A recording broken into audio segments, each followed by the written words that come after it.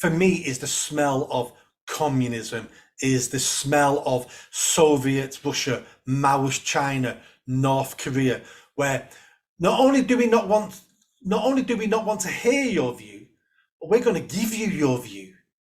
Yes, exactly. Prescribed political views.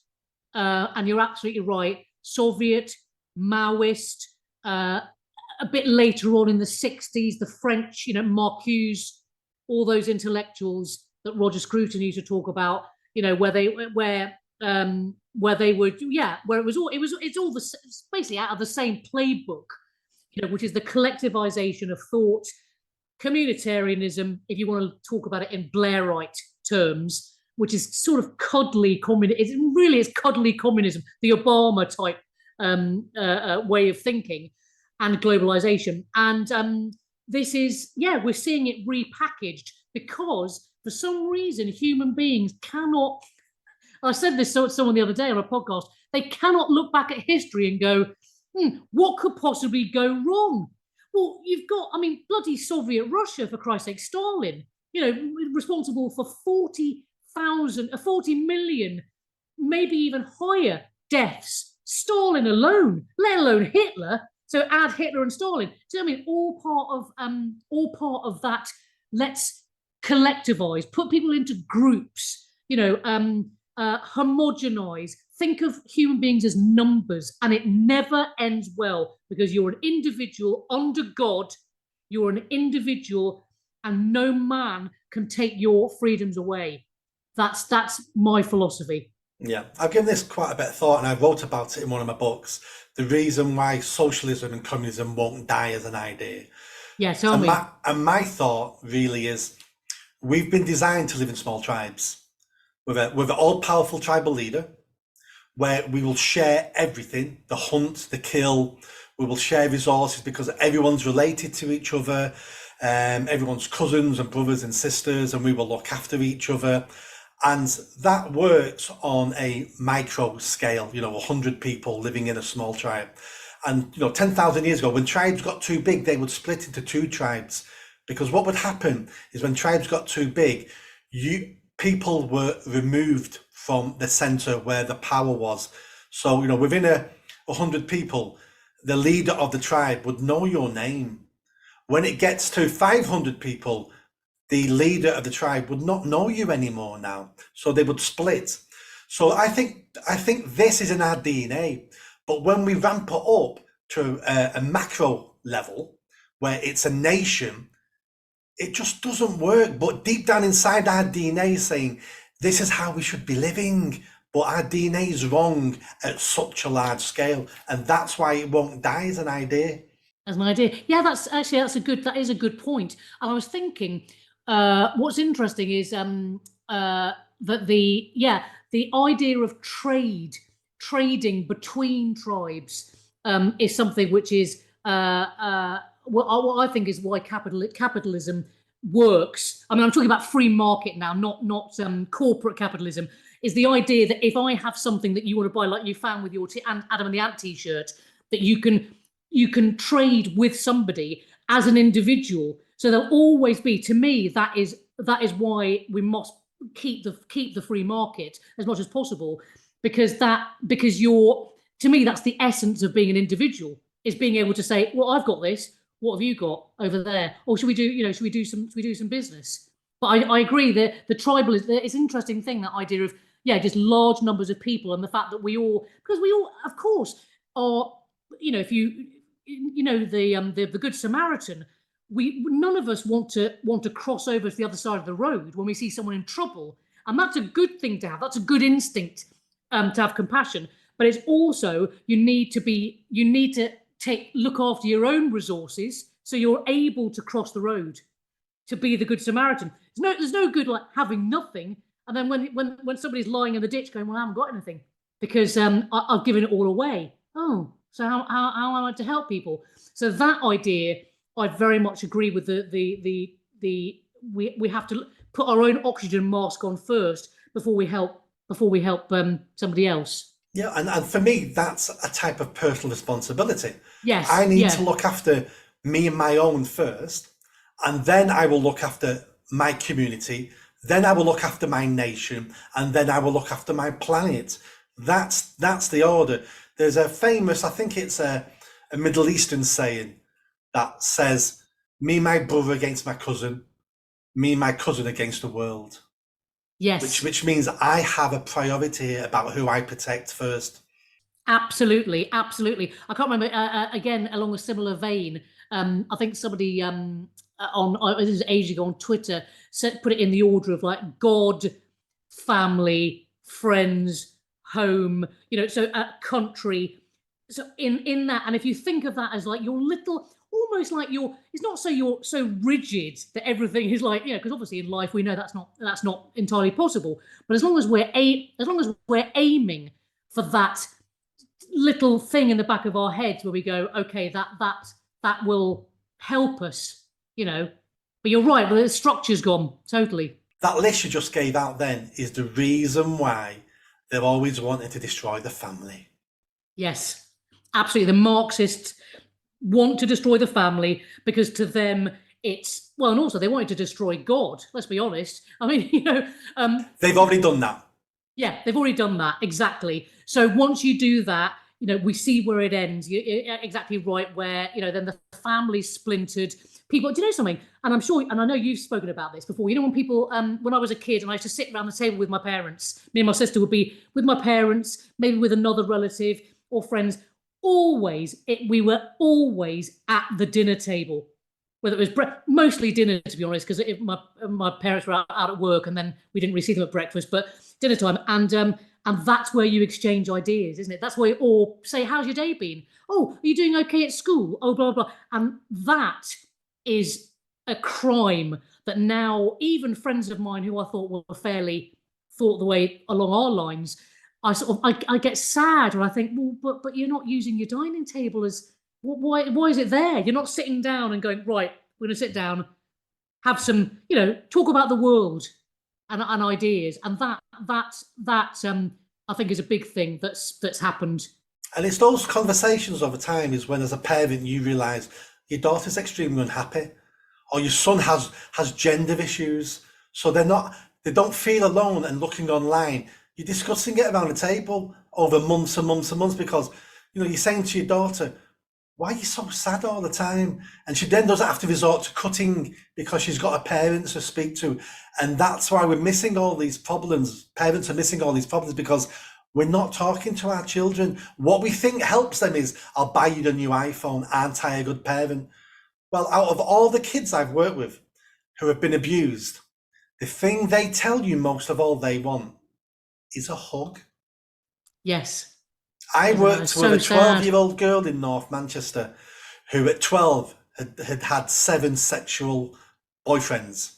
All 16 at 12. She ended up with she complained there was something wrong with her. We took her to A&E and she had gonorrhea at 12. Oh my God.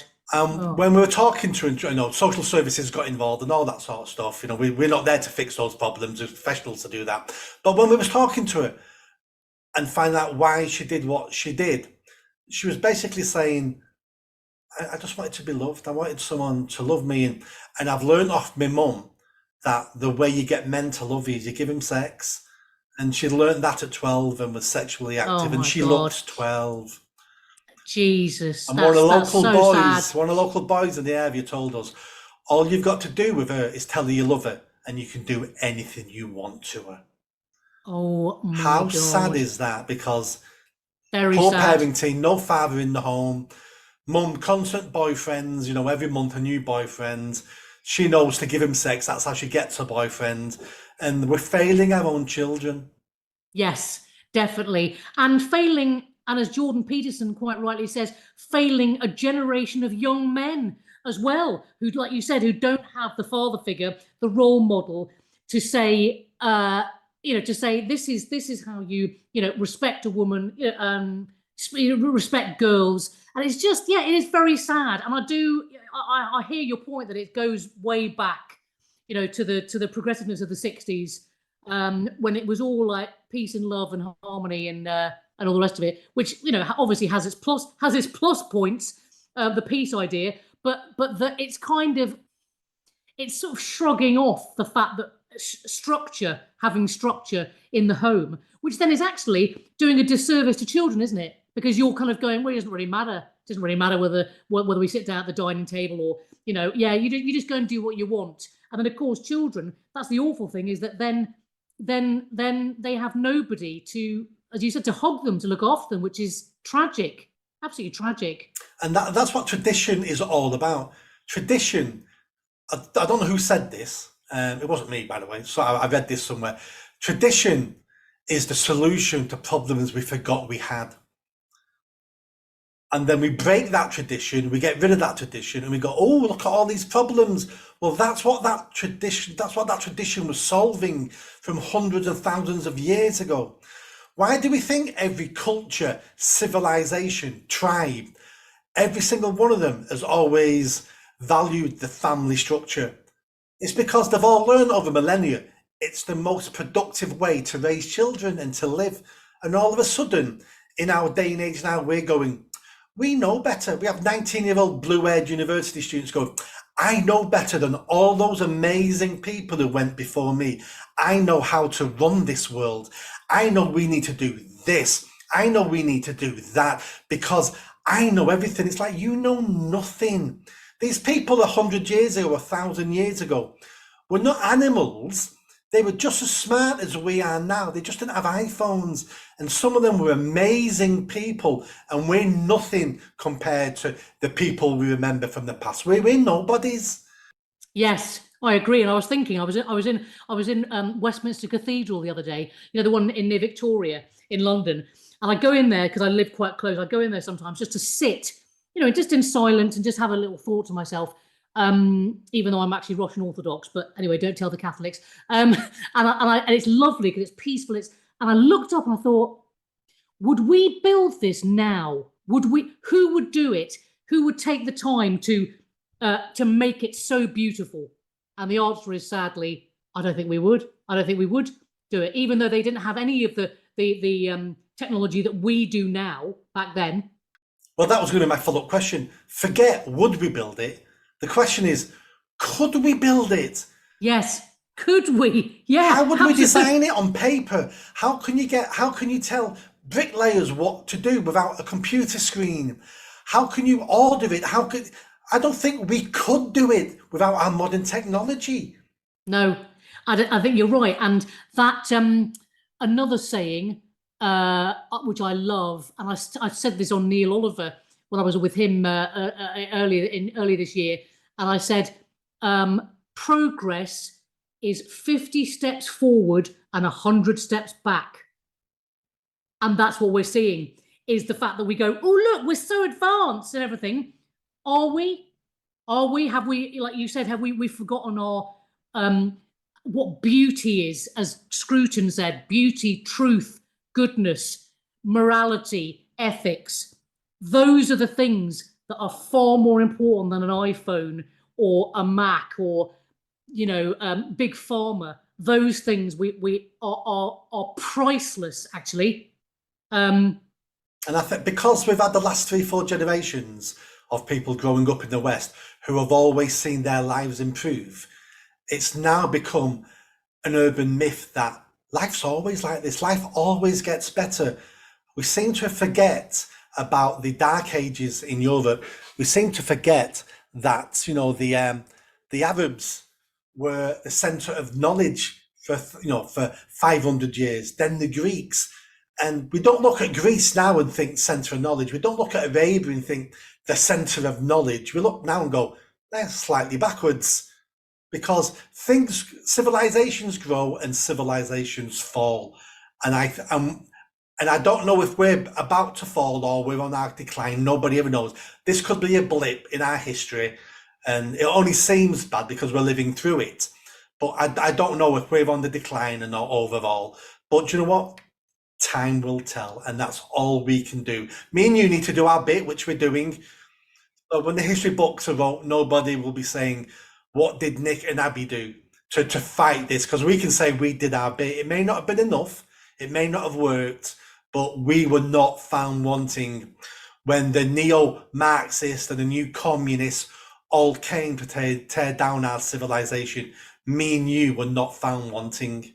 Yes, exactly, exactly. Oh, yeah. I mean, in a way, I think of this as, but I've always been a bit of a was an optimist in some ways. I see this as opportunity for people like you and me. I see this opportunity for free thinkers, for people on the right. If you, even though I think left and right on politics has been slightly blurred, you know what I mean. I think we both agree on that.